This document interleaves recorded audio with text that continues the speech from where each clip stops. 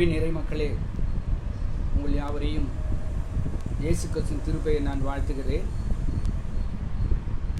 உயிர்த்தெழுந்த திருநாளுக்கு பிறகு வரும் இந்த முதலாம் ஞாயிற்றுக்கிழமையிலும் ஆண்டவரை நாம் ஆராதிப்போம்.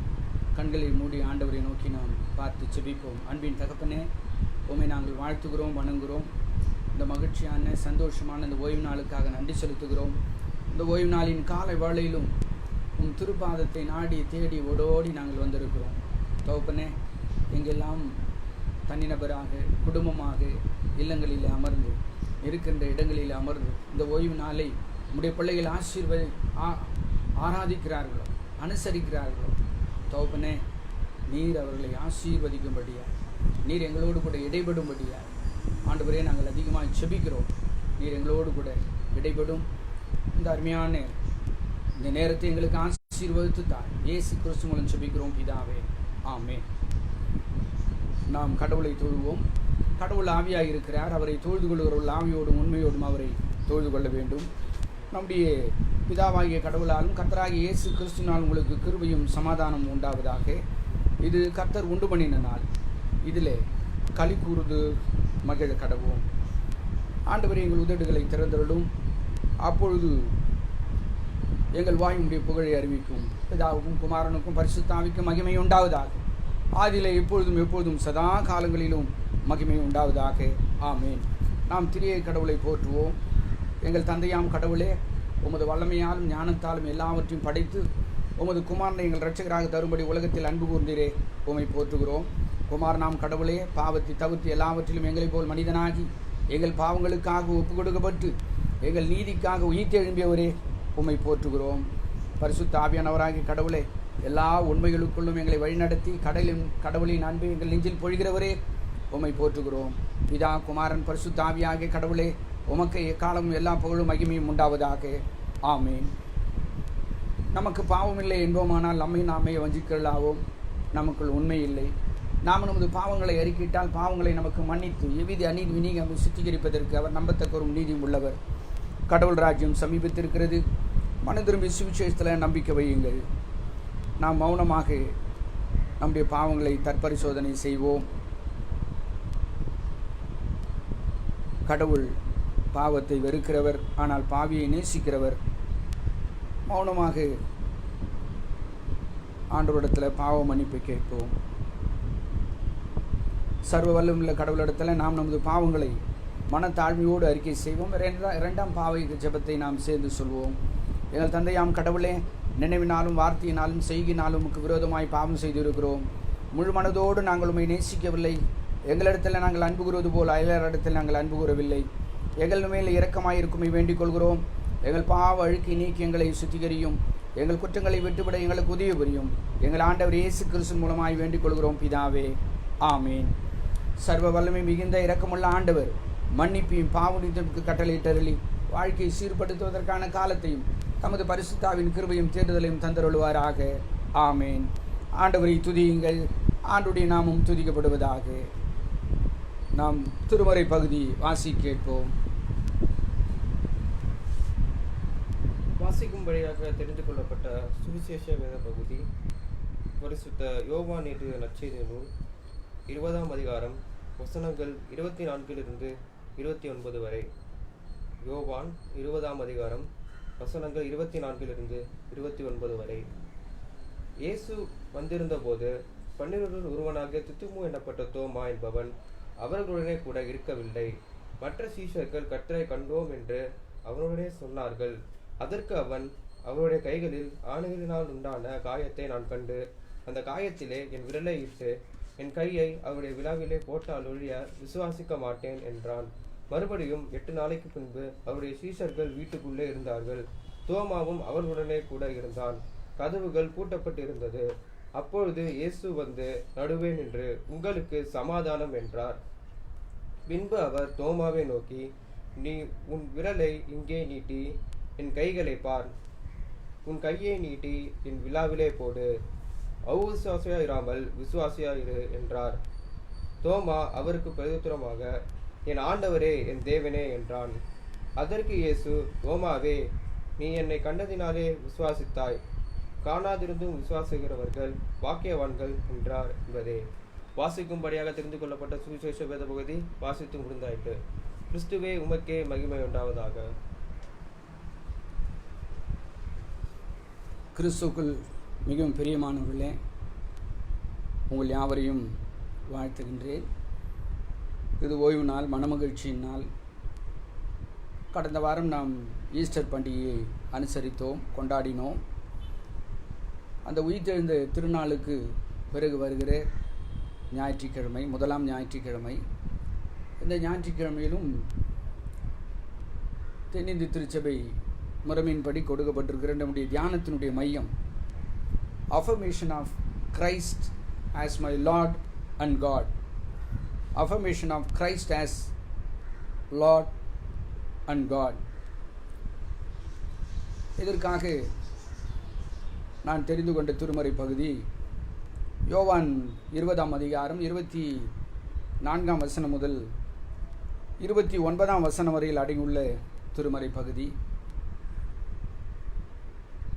26ஆம் அதிகாரம், யோவான் 20ஆம் அதிகாரம் 26ஆம் வசனத்தை வாசிக்கிற பொழுது, மறுபடியும் 8 நாளைக்கு பின்பு, அதாவது இயேசுவானவர் உயிர்த்தெழுந்த திருநாளுக்கு பிறகு வருகிற இந்த 8வது நாள், இன்றைய நாள் என்று வைத்துக்கொள்வோம். ஆக 8 நாளுக்கு பிறகு நடைபெறுகிற ஒரு சம்பவம். என்ன சம்பவம் என்றால், முதல் உயிர்த்தெழுந்த திருநாள் என்று இயேசுவானவர் தன்னுடைய சீடர்களுக்கு திருக்காட்சி அளித்த பொழுது, கர்த்தருடைய இயேசுவானுடைய சீடர்களில் ஒருவரான தோமா அவர்களோடு இருக்கவில்லை. ஆனால் இப்பொழுது இயேசுவானவர் மறுபடியும் 8 நாளைக்கு பின்பு கதவுகள் பூட்டி இருக்கிறது, சீடர்கள் கூடியிருக்கிறார்கள், கதவுகள் பூட்டி இருக்கிறது. ஆனால் இப்பொழுது தோமா உடன் இருக்கிறார். ஆனால் இதற்கு முன்பு அவர் கர்த்தரை நாங்கள் கண்டோம் என்று சீடர்கள் தோமாவிடத்தில் சொன்ன பொழுது அவர் அதற்கு சொல்கிற பதில்,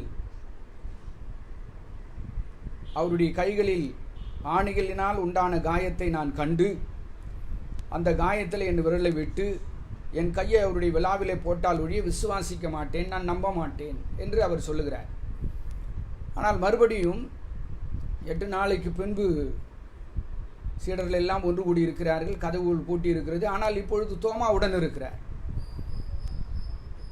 இருக்கிறார். இயேசுவானவர் பூட்டிய அறைக்குள் உள்ளே வருகிறார். நடுவே வந்து நின்று தோமாவுக்கு ஜீசஸ் என்கவுண்டர் வித் தாமஸ், தோமாவோடு இடைபடுகிறார் இயேசுவானவர். அந்த நிகழ்ச்சி தான் நான் வாசி கேட்ட திருமறை பகுதி, யோவான் 20ஆம் அதிகாரம் 24 29 வசன முறையில். அப்பொழுது தோமா, என் ஆண்டவனே, என் தேவனே என்று சொல்லி அறிக்கை செய்கிறார். இந்த தோமாவின் அறிக்கை, my lord and my God என்று தோமா அறிக்கை செய்வது நம்முடைய வாழ்க்கையில் நமக்கு கற்றுக் கொடுக்கிற உண்மைகள், பாடங்கள் நாம் என்ன இதிலிருந்து நாம் தெரிந்து கொள்ளலாம். முதலாவதாக பார்க்கிற பொழுது, ரீசன் ஃபார் இஸ் ஆப்சன்ஸ். தோமா உயிர்த்தெழுந்த திருநாளுக்கு கடவுள் தன்னுடைய சீடர்களுக்கு காட்சி அளித்த பொழுது அப்போது அவர் அவர்களோடு இல்லை. அப்படி தோமா இல்லாமல் போனதற்கான காரணம் என்னவென்று முதலாவது நாம் சற்று யோசித்து பார்க்க வேண்டும். ஒன்று, அவர் அதிகமாய் இயேசுவானுடைய மரணத்தினாலே, இயேசுவானவர் சிலுவையில் அறையப்பட்ட பொழுது எல்லாரும் ஓடி போனார்கள்.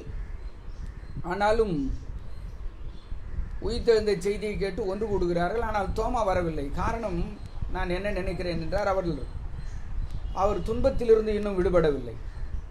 தனிமையில் அவர் சென்று தன் நேசரை இழந்து விட்டதுனால, தன் இரட்சகரை இழந்து விட்டதுனால, சிலுவையில் அறையப்பட்டு விட்டதனால் அதை குறித்து அவர் துன்பத்தில் இருந்திருக்க வேண்டும். அது மட்டுமல்ல, he lost his hope என்று சொல்லலாம். தன்னுடைய நம்பிக்கையும் அவர் இழந்திருக்க வேண்டும். எப்படி எம்மாவூர் சீடர்கள் லூக்கா 24:21 வாசிக்கிறோமே, இயேசுவானவரோடு பயணித்து அவர்கள் போகிற பொழுது அவர்கள் என்ன சொல்வார்கள் இயேசுனிடத்தில்? இஸ்ரவேலை மீட்டு ரட்சிப்பார் என்று நாங்கள் நம்பியிருந்தோம், ஆனால் அப்படி நம்பியிருந்தவரை சிலுவையில் அறைந்து விட்டார்கள்.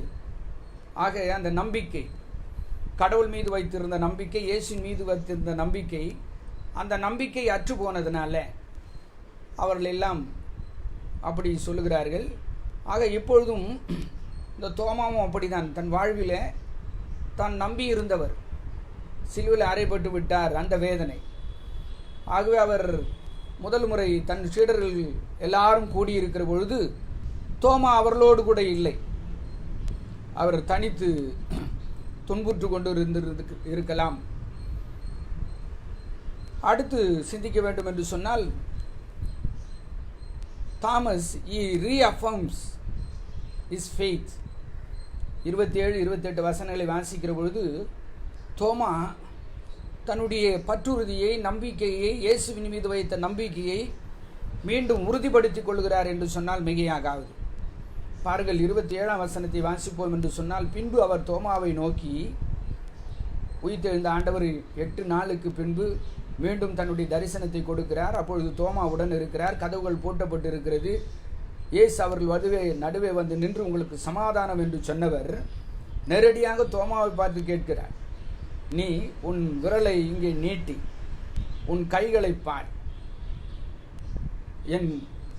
என் கைகளை பார், உன் கையை நீட்டி என் விலாவிலே போடு, அவிசுவாசியாயிராமல் விசுவாசியாயிரு என்று சொல்லுகிறார்.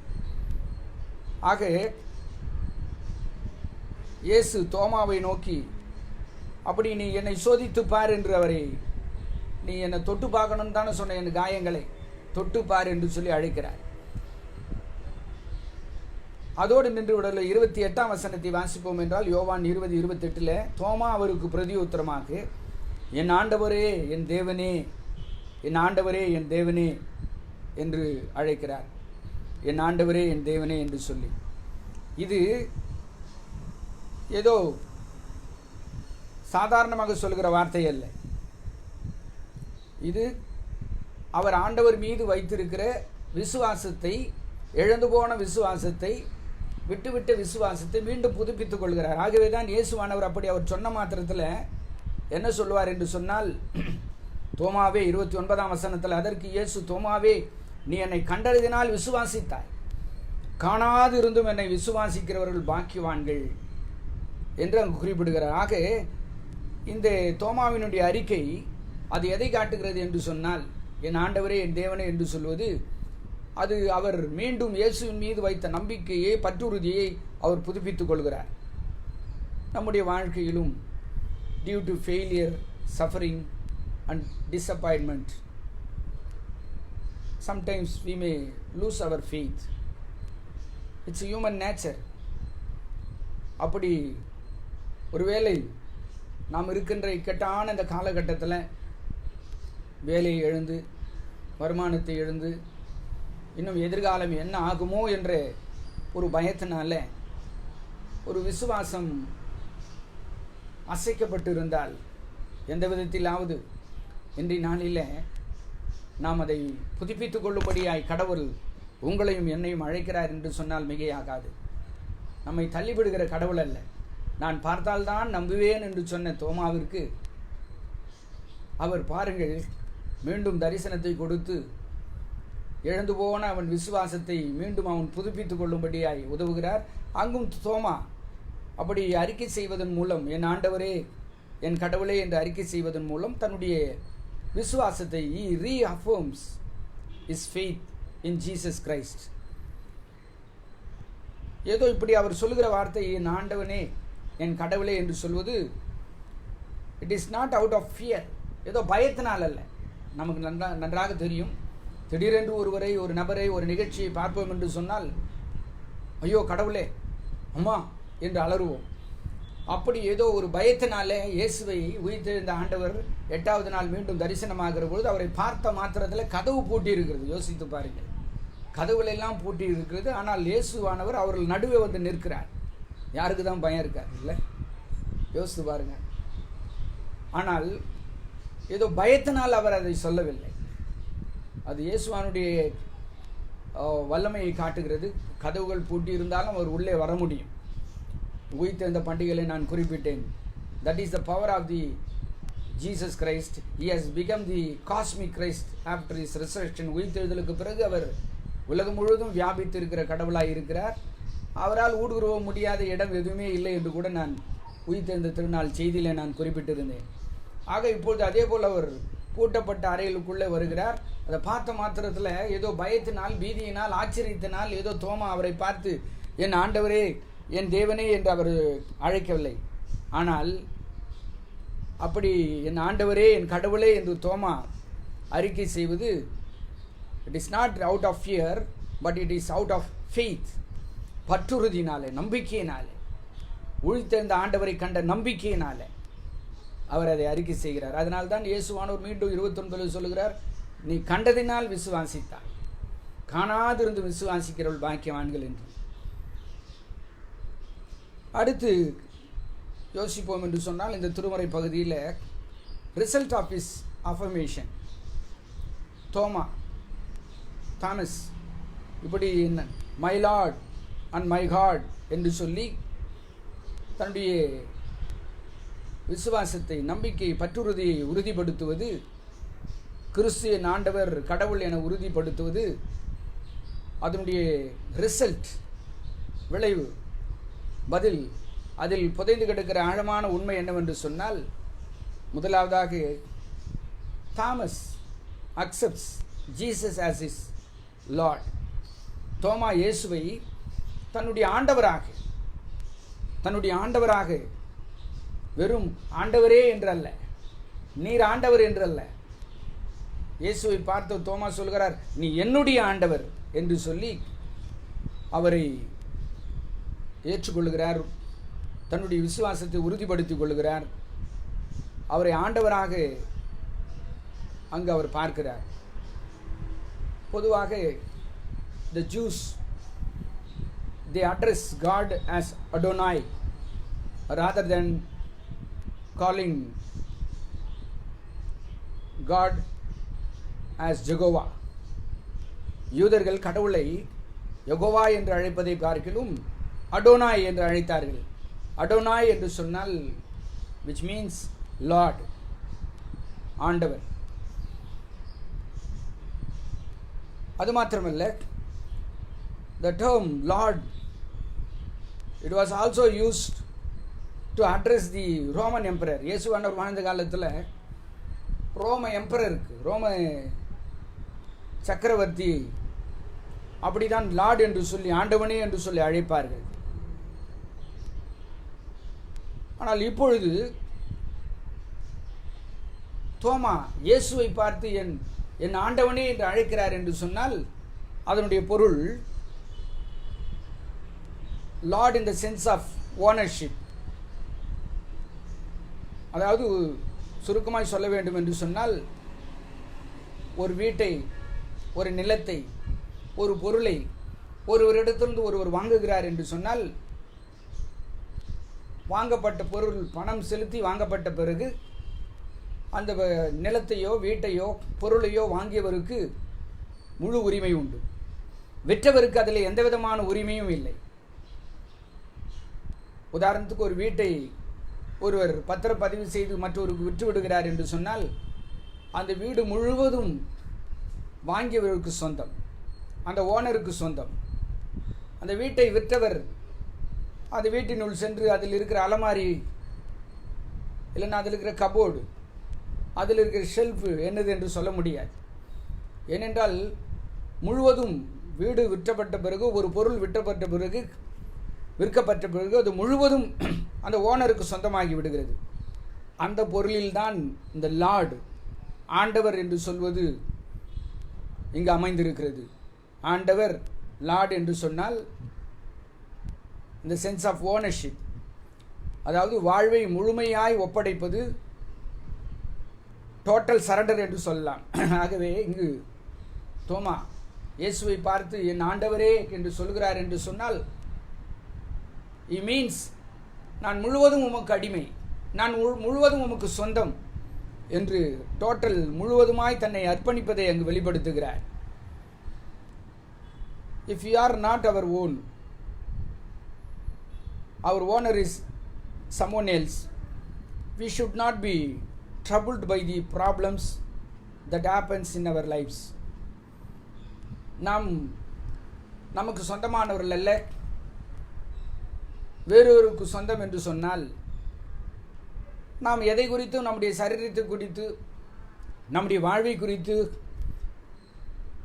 ஏற்படுகிற பிரச்சனைகளை குறித்து, கஷ்டங்களை குறித்து கவலைப்பட வேண்டிய அவசியம் இல்லை. ஏனென்றால் வேதம் அழகாய் சொல்கிறது. 1 கொரிந்தியர் 6:19 அப்போஸ்தலனாகிய பவுல் அழகாய் சொல்வார், நீங்கள் உங்களுடையவர்கள் அல்ல, நீங்கள் கிரயத்திற்கு கொல்லப்பட்டீர்கள். நம் அருள்நாதர் இயேசு கிறிஸ்து கல்வாரி சிலுவையிலே சிந்த வெளியேறப்பட்ட இரத்தத்தினாலே உங்களையும் என்னையும் அவர் விலை கொடுத்து வாங்கிவிட்டார், இரத்தத்தில் விலை கொடுத்து வாங்கிவிட்டார். we belong to Christ. நாம் கிறிஸ்துவுக்கு சொந்தமானவர்கள். he is our owner, he is our Lord. அவரை ஆண்டவர் என்று நாம் அழைக்கிற பொழுது அவர் நம்முடைய ஓனர். ஆகவே நம்முடைய வாழ்க்கையில் நாம் எதை குறித்தும் கவலைப்பட வேண்டிய அவசியமே இல்லை. சற்று யோசித்து பார்ப்போம். ஒருவேளை அந்த வீட்டுக்கு ஒரு பொருளுக்கு உரிமையாளர் ஒருவர் இருக்கிறார் என்றால், அந்த வீட்டிலே குடியானவர்கள், டெனண்டாக இருக்கிறவர்கள் வீடு ஒழுகுகிற பொழுது, இல்லை வீட்டில் ஒரு பொருள் மாற்றப்பட வேண்டிய சூழ்நிலை ஏற்படுகிற பொழுது, இல்லை ஒரு வாகனத்தை எடுத்துக்கொள்வோம் என்றால் வாகனத்தின் உரிமையாளர் வேறொருவர் அதை வைத்து பழிப்பு நடத்துகிற வேலையில் அந்த வாகனம் பழுதுபடுகிற பொழுது, அந்த டெனண்டினுடைய வேலை அந்த ஓனருக்கு அந்த அதில் இருக்கிற பழுதை குறித்து, ஒரு வீடு என்று சொன்னால் வீட்டில் கிராக் ஏற்படுகிற பொழுது, உடைப்பு ஏற்படுகிற பொழுது, ஒழுகல் ஏற்படுகிற பொழுது, அதை பற்றி அந்த டெனண்டினுடைய வேலை, குடியானவருடைய வேலை யாருக்கு சொல்ல வேண்டும் என்றால் ஓனருக்கு தெரியப்படுத்தணும். Just to inform the owner, that's all. அதை பற்றி ஐயோ என் வீடு ஒழுகுது, வீடு கிராக் ஆகிட்டு இருக்குது, இது இப்படி ஆகிட்டு போகுது, கவலைப்பட வேண்டிய அவசியமே இல்லை. Because the owner is சம்மோன் else, you are just a tenant. அப்படியாக தான் நாம் நமக்கு சொந்தமானவர்கள் இல்லை, நாம் இயேசுவுக்கு சொந்தமானவர்கள், இறைவனுக்கு சொந்தமானவர்கள். அவர் சிலுவையிலே செஞ்ச இரத்தத்தினால் நம்மை வாங்கி விட்டிருக்கிறார். ஆகவே நாம் இந்த உலகத்தில் ஏற்படுகிற எந்த நிகழ்வுகளாக இருந்தாலும் நாம் கவலைப்பட வேண்டிய, கஷ்டப்பட வேண்டிய அவசியமே இல்லை. நம்முடைய வேலை என்னென்னு சொன்னால் we have to just inform. அதனால்தான் ஆண்டவருக்கு சொல்லணும், அவ்வளோதான். அதனால்தான் பிலிப்பியர் 4:4 பவுல் அழகாக சொல்வார், நீங்கள் எதை குறித்தும் கவலைப்படாமல் எல்லாவற்றையும் குறித்து உங்கள் விண்ணப்பங்களை ஸ்தோத்திரத்தோடு கூடிய ஜெபத்தினாலே, விண்ணப்பத்தினாலே தேவனுக்கு தெரியப்படுத்துங்கள். அப்பொழுது எல்லா புத்திக்கும் மேலான தேவ சமாதானம் உங்களை கிறிஸ்து இயேசுவுக்குள்ளாக வழிநடத்தும். ஆக நம்முடைய வேலை ஆண்டவருக்கு தெரியப்படுத்துது தான். ஆண்டவருக்கு சொல்லணும், நம்ம ஆண்டவரே நான் இப்படி இருக்கிறேன்பா, இந்த சூழ்நிலை இருக்கும்பா, என் குடும்பம் இப்படி இருக்குது, என் வாழ்க்கை இப்படி இருக்குது, என் வியாபாரம் இப்படி இருக்குது, என் தொழில் இப்படி இருக்குது. ஆண்டவரே கொஞ்சம் பாரு சுவாமி, என் சரீரத்தில் வியாதி இப்படி இருக்குது. நான் just we have to inform our lord. நம்ம ரட்சகர் இடத்துல, ஆண்டவர் இடத்துல நாம் சொல்ல வேண்டும், அவ்வளோதான். He will take care. அவர் பார்த்துப்பார். ஓனருடைய வேலை, நம்முடைய வேலையை நம்ம செய்வோம், அவருடைய வேலையை அவர் செய்வார். ஓனர் செய்யாமல் இருப்பாரா? அவர் நிச்சயமாக செய்வார். ஆனால் தான் சங்கீதக்காரன் 23ஆம் சங்கீதத்தில் அழகாக சொல்லுவார், கர்த்தர் என் மேய்ப்பராக இருக்கிறார், நான் தாழ்ச்சி அடையேன். ஏன்னா எதை குறித்து நான் கவலைப்பட மாட்டேன், கடவுள் என் மேய்ப்பராக இருப்பதனால் என்று அவன் அழகாய் சொல்கிறார். ஆக முதலாவது அவர் ஆண்டவர் என்று சொல்வது டோட்டல் சரண்டர். அவர் தான் எஜமா, அவர் தான் ஓனர், அவருக்கு நான் முழுவதும் உமக்கு அர்ப்பணிக்கிறேன் என்பதாக அவர் சொல்லுகிறார். நாம் எப்படி இருக்கிறோம்? அடுத்து அவர் சொல்வது my lord and my god, my god, என்னுடைய கடவுளே, என்னுடைய கடவுளே, என்னுடைய கடவுளே என்று சொல்லி, ஆண்டவரே என்று சொல்லி மட்டும் அவர் இயேசுவை அங்கு அஃபம் பண்ணவில்லை, உறுதிப்படுத்தவில்லை. கடவுள் என்று சொல்லும் அங்கு சொல்லுகிறார். இந்த கடவுள் என்ற வார்த்தையை பார்க்கிற பொழுது இன்றைய நாளின் திருமறை பகுதி யாத்ராகமும் பழைய ஏற்பாட்டின் பகுதி 3ஆம் அதிகாரம் 13 17 வாசிக்கிற பொழுது, கடவுள் மோசேக்கு எரிகிற முச்செடியிலிருந்து தரிசனமாவார். அவரை இஸ்ரவேல் மக்களின் எகிப்தின் அடிமைத்தலிருந்து மீட்டு வெளியே கொண்டு வரும் ஒரு தலைவனாய் தெரிந்து கொள்வதற்காக அப்பொழுது கடவுள் மோசேக்கு தன்னை அந்த 14ஆம் வசனம் 15ஆம் வசனம் யாத்திராகம் 3 வாசிப்போம் என்று சொன்னால் அங்கே அழகாக சொல்லுவார், நான் யார் என்றால் நான் இருக்கிறவராக இருக்கிறேன். எரிகிற அந்த பேர்னிங் புஷ்ல இருந்து கடவுள் பேசுவார். நான் இருக்கிறவராய் இருக்கிறேன் என்று சொல்லுகிற கடவுள். அது மாத்திரமல்ல, நான் உன் முற்பிதாக்களின் கடவுள், ஆபிரகாம், ஈசாக், யாக்கோபு இவர்களுடைய கடவுள். பாருங்க, அதனுடைய அப்படியான கடவுள், முற்பிதாக்களின் கடவுள், இருக்கிறவராகவே இருக்கிற கடவுள், சகலத்தையும் படைத்த கடவுள். 93ஆம் சங்கீதம் 1ஆம் வசனத்திலிருந்து அதை அந்த 93ஆம் சங்கீதம் முழுவதும் வாசித்து அது இன்றைய நாளுடைய சங்கீத பகுதி. அது கடவுள் யார் என்று சொன்னால் அவர் நித்தியத்திற்கான கடவுள், நித்தியமானவர் கடவுள், அவர் நித்தியமானவர். ஆக கடவுள் என்று தோமா என் கடவுளே என்று இயேசுவை பார்த்த மாற்றத்தில் அவர் சொல்லுகிறார் என்று சொன்னால் அதனுடைய ஆழமான பொருள் வேதத்தில் என்ன கடவுளுக்கு என்ன காரியங்கள் எல்லாம் சொல்லப்படுகிறதோ, ஆதியில் இருந்த கடவுள், இருக்கிறவராக இருக்கிற கடவுள், நித்தியமான கடவுள், அந்த கடவுள்த்துவத்தை இயேசுவில் காணுகிறவராய் என் கடவுளே என்று சொல்லுகிறார். என் கடவுளே என்று சொல்லுகிறார். அது மாத்திரமல்ல, என் அருமையான கருடைய ஜனங்களை, வேதத்தை நன்றாக வாசித்து பாருங்கள். என்ன ஒரு காரியம்! தோமாவை நாம் அவர் நம்பிக்கை இல்லாதவர், அவிசுவாசி, தோமா என்று சொன்னோம்னா அப்படி தான் சொல்லுவோம். பொதுவாக நிறைய பேர் நம்முடைய பிள்ளைங்களுக்கெல்லாம் தோமான் பேரை சிலர் வைக்கிறதுக்கு ஒரு சிலர் தான் வச்சுருப்பாங்க, ஆனால் அநேக வைக்கிறதில்லை. ஆனால் தோமாவை பாருங்கள், though you may be a pessimist, தோமாவை மாதிரி அவர் எதையும் ஆராய்ந்து அறியாமல் முடிவெடுக்க மாட்டார். ஏன்னா யோவான் 14 அதிகாரத்தை நீங்கள் வாசித்து பாருங்கள். அங்கு இயேசுவானவர் நானே வழி, நானே சத்தியம், நானே ஜீவன் என்று சொல்லுவார். அந்த நேரத்தில் நான் போகிற இடத்தையும் அறிந்திருக்கிறீர்கள். அப்போ பிலிப்பு கேட்பா, சுவாமி நீ எங்கே போகிறீங்கன்னு. அப்போ இயேசுவானவர் சொல்லுவார், நான் போகிற இடத்தையும் அறிந்திருக்கிறீர்கள், வழியும் நீங்கள் அழிவீர்கள் என்று சொல்லுவார் இயேசுவானவர். அப்பொழுது தோமா எல்லாரும் வாயும் முன்னு இருப்பாங்க. நம்ம ஆளுங்கெல்லாம் எப்படின்னா தெரிலன்னா கூட தெரிஞ்ச மாதிரி நடிப்பாங்க. தெரிஞ்சது தெரிஞ்சதுன்னு சொல்கிற ஒரு சூழ்நிலை அது பொதுவாக மக்கள் அப்படி தான். ஆனால் இங்கே பாருங்கள், தோமா இவாசிய பெசிமிஸ்ட், ஒரு சந்தேகம், எதையும் ஆராய்ந்து அறியாமல் செய்கிறவர்களில் பட்டுன்னு இயேசுனத்தில் சொல்வார், சாமி ஆண்டவரே நீ போகிற இடம் எதுன்னே தெரியாது, நானே வழி சத்தியம் ஜீவன்றீர், நான் போகிற இடத்தை அறிந்திருக்கிறீர், வழியும் அறிவீர்னு சொல்லி நீ போகிற இடம் எங்கன்னே தெரியாதப்பா, வழி எங்கேருந்து எங்களுக்கு தெரியும் அப்படின்னு அழகாக இயேசுவாண்டத்தில் அங்கு அவர் சம்பாஷணை செய்வார். ஆக இந்த தோமா பாருங்கள், இந்த வேதத்தில் no other New Testament character called Jesus as God. புதிய ஏற்பாட்டில் எந்த ஒரு நபரும் இயேசுவை கடவுள் என்று அட்ரஸ் பண்ணல, முதல்ல சொன்னவர் இந்த தோமா தான். வேதத்தில் முதலில் இயேசுவை பார்த்து என் கடவுள் காட் என்று அந்த அருமையான ஒரு பதத்தை சொல்கிறவர் தோமா தான். இயேசுவை உயிர்த்தெழுந்த ஆண்டவரை தோமா சாதாரணமானவர் அல்ல. முதலில் நான் பார்த்தால்தான் நம்புவேன் என்று சொன்னவர்.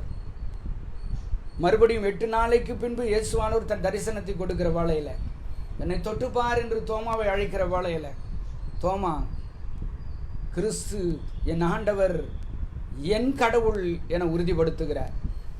கடவுள் என்று சொன்னால் அவர் என்ன சொல்ல விரும்புகிறார் தோமா என்றால் அதனுடைய ஆழமான பொருள் டோட்டல் அடோரேஷன், ரெஸ்பெக்ட், வர்ஷிப். இயேசுவானவர் ஒருவர் தான் ஆராதனைக்குரியவர், ஆராதிப்பதற்கு தகுதியானவர், தொழக்கூடியவர், வழிபடக்கூடியவர். ஏனென்றால் அவர் கடவுள். ஏன் அவர் கடவுள் என்றால் மரணத்தை ஜெயமாக வென்றவர். இந்த உலகத்தில் எந்த ஒரு கடவுள் என்று சொல்லுகிறவர்கள் யாராக இருந்தாலும், யார் எப்படிப்பட்ட நம்பிக்கையாக இருந்தாலும், என் அருள்நாதர் இயேசு கிறிஸ்து ஒருவர் தான் மரணத்தை விட்டு தான் சொன்னபடி 3ஆம் நாள் உயிரோடு எழுந்தார். அந்த உயிர்த்தெழுதல் உண்மை. அதை சீடர்கள் பார்த்தார்கள். நம்ப மாட்டேன் என்று சொன்ன அந்த தோமா அவரை பார்த்து முதலில் நம்ப மாட்டேன், நான் காயங்களில் தொட்டு பார்க்க வேண்டும் என்று சொன்னவர். ஆனால் அவரை தொட்டு பார்க்கவில்லை. அவர் பார்த்தவுடனே சொல்கிறார், ஆண்டவரே நீர்தான் என் ஆண்டவர், இயேசுவே நீர்தான் என் ஆண்டவர், நீர்தான் என் கடவுள், நீர்தான் என் எஜமான், நீர்தான் நான் உம்மை துதிப்பதற்கும் உம்மை வழிபடுவதற்கும் உம்மை தொழுகை செய்வதற்கும் நீர் ஒருவர்தான், உமக்கு ஒப்பானவர் யாரும் இல்லை என்று சொல்வது போல அங்கு உறுதி செய்கிறார். இந்த உறுதிப்பாட்டில் தோமா கடைசி வரை till his death he was loyal to his affirmation. தான் எந்த இயேசுவை பார்த்து ஆண்டவரே கடவுளே என் ஆண்டவரே என் கடவுளே என்று சொன்னார், அந்த இயேசுவுக்கு வாழ்வின் இறுதி வரையில் மரண பரியந்தம் அவருக்கு உண்மையாக இருந்தார். மரண பரியந்தம் தான் எதை அறிக்கை செய்தாரோ உறுதிப்படுத்தினாரோ அந்த அறிக்கை செய்ததில் உறுதியாய் அவர் நிலைத்திருந்தார் மரணம் வரையில். என் அருமையான கடவுளை ஜனங்கள், எவ்வளவு பெரிதான ஒரு ஆசீர்வாதம் இந்த காலை வேளையில் கடவுள் நம்மோடு பேசியிருக்கிறார். இயேசு சாதாரணமானவர் அல்ல, அவர் ஆண்டவர், அவர் கடவுள், அவர் நம் வாழ்வின் எஜமானன். நம் வாழ்வில் தொழுவதற்கு வழிபடுவதற்கு அவர் ஒருவர் தான், அவர் ஒருவர் தான். அவரால் எல்லாம் செய்ய முடியும். அந்த தோமா பாருங்கள், இப்படி சொன்ன ஒரு தோமா, அறிக்கை செய்த தோமா. நாம் வாழ்கிற இந்த இந்திய தேசத்தில், தமிழகத்தில், சென்னையில் சென்ட் தாமஸ் மவுண்டில் இங்கே வந்து திருப்பணி ஆற்றி ஆண்டவருக்காய் இரத்த சாட்சியாய் மரித்தார். அவர் சென்ட் தாமஸ் மவுண்டில்,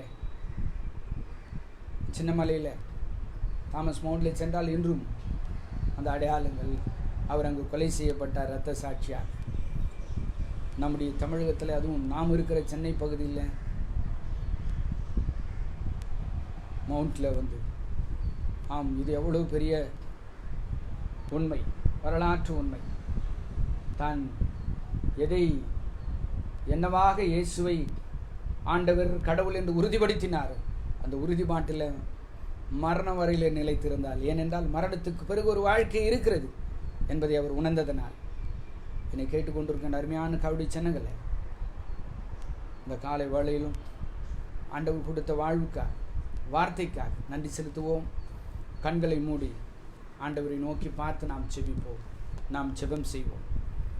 ஒரு நிமிடம், ஒருவேளை வாழ்க்கையில் நாம் விசுவாசத்தில் தடம் புரண்டு போயிருந்தால், தடுமாறி இருந்தால், ஆண்டவரிடத்தில் தோமா எப்படி மறுபடியும் 8 நாளைக்கு பின்பு இயேசுவானவர் தரிசனமான பொழுது தன் விசுவாசத்தை புதுப்பித்து கொண்டார், அப்படி புதுப்பித்துக் கொள்வோம். ஒருவேளை உலகமே பயத்தில் இருக்குது, நம்பிக்கை இல்லாமல் இருக்குது. நாம் அப்படி பயப்பட வேண்டிய அவசியமே இல்லை. கிறிஸ்தவர்கள், விசுவாசிகள், ஏனென்றால் நாம் நமக்கு சொந்தமானவர்கள், நாம் இயேசுவுக்கு சொந்தம். Is our lord, is our owner. ஆகவே எதை குறித்தும், பிள்ளைகள் படிப்பை குறித்து, தொழிலை குறித்து, திருமணத்தை குறித்து, தனிப்பட்ட வாழ்க்கை குறித்து கவலைப்பட்டு கலக்க வேண்டும், பீதி அடைய வேண்டும். நம்முடைய நம்பிக்கையை தோமா போல என் ஆண்டவரே என்று அவர் மீது வைப்போம். அவரை நாம் ஆராதிப்போம், அவரை தொழுகை செய்வோம். உண்மையாய் அவர் கடவுள் என்று சொன்னால் அவருக்கு செலுத்த வேண்டிய கனத்தையும் மகிமையையும் செலுத்துவோம். ஏனென்றால் அவர் ஒருவர் தான் கனத்திற்கும் மகிமைக்கும் பாத்திரர், தகுதியானவர். அவருக்கு நம் கனத்தையும் மகிமையும் செலுத்துவோம். அன்பின் தகப்பனே, உம்மை வாழ்த்துகிறோம், வணங்குகிறோம். இந்த காலை வேளையில் உம்முடைய திருவார்த்தைகளை கேட்கும்படியான ஆண்டவர் ஒரு தருணத்தை, நாங்கள் இல்லங்களில் இருந்தாலும், ஓய்வு நாள் ஆலயத்திற்கு செல்ல முடியாத சூழ்நிலையில் இருந்தாலும், எங்கள் இல்லங்களை ஆலயங்களாய் மாற்றி, எங்கள் சரீரங்கள் உம்முடைய நீர் குடிகொள்கிற ஆலயம் அல்லவா, அப்படி அந்த நம்பிக்கை பற்றுறுதியில் நாங்கள் புதுப்பித்து கொண்டு, இந்த ஓய்வு நாள், ஒவ்வொரு ஓய்வு நாளும் அது மனமகிழ்ச்சியினால், சந்தோஷத்தினால், உயிர்த்தெழுதலினால், அந்த நாளில் உங்களுடைய திருப்பாதத்தில் திருமுகத்தை நோக்கி பார்க்கும்படியான ஒரு பெரிய ஆசீர்வாதத்தை எங்களுக்கு தந்ததற்காக நன்றி அப்பா. காலை வேளையிலும் இந்த முகநூல் வாயிலாக நேரலையில் யாரெல்லாம் தவமுடைய செய்தியை கேட்டார்களோ, இந்த ஜெப நேரத்தில் ஜெபத்தில் கலந்து கொள்கிறார்களோ, அவர் ஒவ்வொருவரையும் நீ தொடுமடியாய் செபிக்கிறேனப்பா. அவர் ஒவ்வொருவரோடும் இடைபடும்படியாய் செபிக்கிறேனப்பா.